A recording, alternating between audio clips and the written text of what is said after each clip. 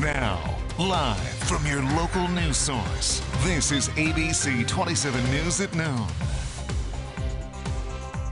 Hey, how are you? Seth Kaplan in for James Crummell. Last week, Mid-State Congressman Scott Perry had his cell phone seized by the FBI. It has been returned, but what is this all about? Our Dennis Owens got an exclusive interview with Perry and joins us with his answers. Dennis. That's the million-dollar question, Seth. Good afternoon to you. Scott Perry, the conservative Republican, insists he still doesn't know what it's all about. He says 3 FBI agents showed up while he and his family were on vacation, took his phone, imaged it, and returned it. They wouldn't answer any of his questions like, how did they find him and what exactly are they looking for? He said, had they contacted his attorneys, he would have turned the phone over, and that would have been a more appropriate way to deal with a sitting member of Congress. Perry says he was told he's not the target of the Justice Department investigation, but he's been a player in the January 6th investigation by Congress and the FBI. Congress and perhaps the FBI want to know what role he played, if any, in trying to force out the sitting attorney general and trying to overturn the results of the 2020 election. He was the first to object to PA's electors, you may remember, which he argues is within his rights as a congressman. Yeah, I objected to the electors. And I'll just remind you, Dennis, that for 20 years, for 2 decades, every time a Republican was elected president, the Democrats objected.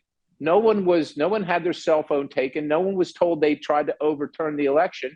They were legitimate questions, right? But at the same time, Scott, no one stormed the Capitol and said, hang Mike Pence either in any of those other instances. And I would agree with that. Whether it's making the introduction of a sitting assistant attorney general or whether it's having questions on behalf of my constituents, my bosses, about what happened in the election, those are duties of a member of Congress. And so when I say I'm not really sure what this is all about, I'm really not sure what it's all about.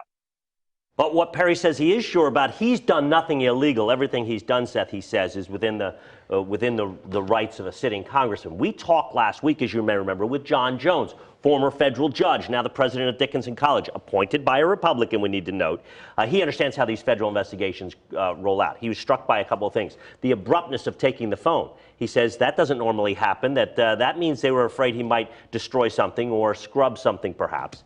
And then also he said the Justice Department, we're less than 3 months before an election. Scott Perry's on the ballot. They don't normally get involved unless it's something urgent or something intensifying that close to an election. So we don't have the answer necessarily. Scott Perry says he doesn't have the answers, but more to come to this story for sure. Yeah, and it's interesting because politically, if anything, legally is one question, but politically, if anything, this seems to be perhaps energizing some Republicans. You mentioned that Scott Perry said that the DOJ has told him he's not under investigation. What has the DOJ said about that? Well, the DOJ doesn't talk about investigations, as you well know. No comment all around from the DOJ. It is possible, I guess, that there's evidence on his phone of somebody else's wrongdoing, perhaps is what they're looking for, within the realm of possibility. Sure. But as I said, to be continued. That's for sure, Dennis. Yeah. Great job on this. Thanks so much. We'll see you later. Yep. Beginning at 5.